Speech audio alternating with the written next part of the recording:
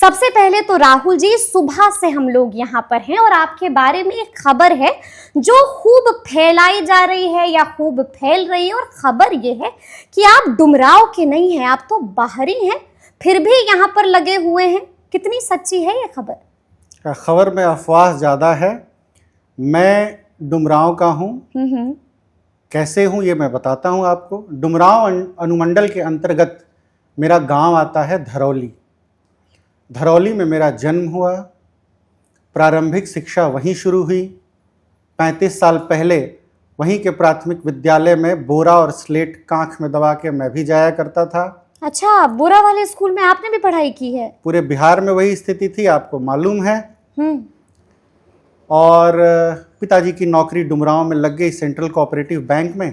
डुमराव राजगढ़ यहीं पे central cooperative bank है। और हम डुमराव चले आए, प्राथमिक शिक्षा वहाँ हुई। फिर उसके बाद पिताजी का तबादला बक्सर हो गया।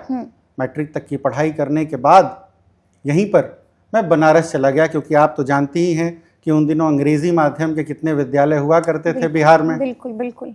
दो ही ऑप्शन थे, या तो कुछ स्कूल पटना में थे या अच्छे स्कूल और अच्छे विद्यालय वाराणसी में थे। तो मैं बनारस चला गया। सनबीम इंग्लिश स्कूल वाराणसी से मैंने इंटरमीडिएट किया और वहाँ का स्कूल टॉपर भी रहा। और उसके बाद मैं किरोड़ीमल कॉलेज से मैंने ग्रेजुएशन किया, यूनिवर्सिटी ऑफ दिल्ली से। सन 2004 में इंटरनेशनल डिबेट चैंपियनशिप में गोल्ड मेडल भी जीतने का मौका मिला। उसके बाद campus law centre university of Delhi से LLB किया।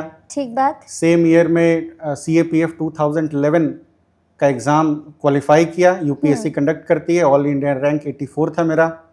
और assistant commandant. All India rank 84? All India rank 84 कमाल की बात है। यानी कि मैंने शुरू में जो कहा था कि बिहार के लोग कमाल करते हैं। 83 लोग मुझसे बेहतर थे।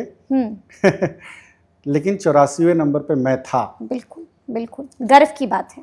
असिस्टेंट कमांडेंट के पद पे भर्ती हुआ। 9 वर्षों तक सेवाएं दी भारत सरकार में, ग्रुप 1 गस्टेड ऑफिसर की। असिस्टेंट कमांडेंट के पद पर कंपनी कमांडर के रूप में मैं सशस्त्र सीमा बल में नेपाल भूटान बॉर्डर पे मैंने अपनी सेवाएं दी। कोकराझार इंसर्जेंसी एरिया में मैंने ड्यूटी की। क्या बात है। बंगाल इलेक्शन कराया, बिहार इलेक्शन कराया, आसाम इलेक्शन कराया। और उसके बाद एक डेपुटेशन बेसिस पे मैं दिल्ली नगर निगम चला गया, वहाँ असिस्टेंट कमिश्नर रहा। उसी समय कोविड पैंडेमिक आ गया, तो वहाँ पे मैं उस समय लाजपत नगर जोन में पोस्टेड था। उसी जोन के अंतर्गत निजामुद्दीन मरकज भी आता है। वहाँ का सिंगल हैंडेडली सैनिटेशन इंचार्ज में था, क्योंकि असिस्टेंट कमिश्नर सैनिटेशन इंचार्ज भी होता है MCD में। वहाँ पर निजामुद्दीन मरकज को हमने सैनिटाइज करने का काम किया। सामने हमारे मौत तांडव कर रही थी। सभी लोगों को, सफाई कर्मचारियों को मैं नमन करता हूँ, उनको मोटिवेट किया, उनके अंदर फौजी जज्बा जो है जगाया। और बॉर्डर की तरह बिल्कुल हम लग गए और पूरे इलाके को सैनिटाइज किया। क्या बात। और मुझे अपने सुपीरियर से कोविड वॉरियर का भी सर्टिफिकेट मिला। मेरे जीवन का वो बेहतरीन अनुभव था। 9 वर्षों के बहुत ही अच्छे, मैं कहूँगा सफल कार्यकाल के बाद मैंने ये मन बनाया कि मुझे वकालत करना चाहिए, क्योंकि पब्लिक स्पीकिंग शुरू से मेरा फोटे रहा है। तो मैंने त्यागपत्र दे दिया। अभी मैं पेशे से वकील हूँ। बिल्कुल है। Honourable supreme court of India में प्रैक्टिस करता हूँ। Honourable high court of Patna के भी मैटर्स करता हूँ। Honourable high court of Delhi के भी मैटर्स करता हूँ।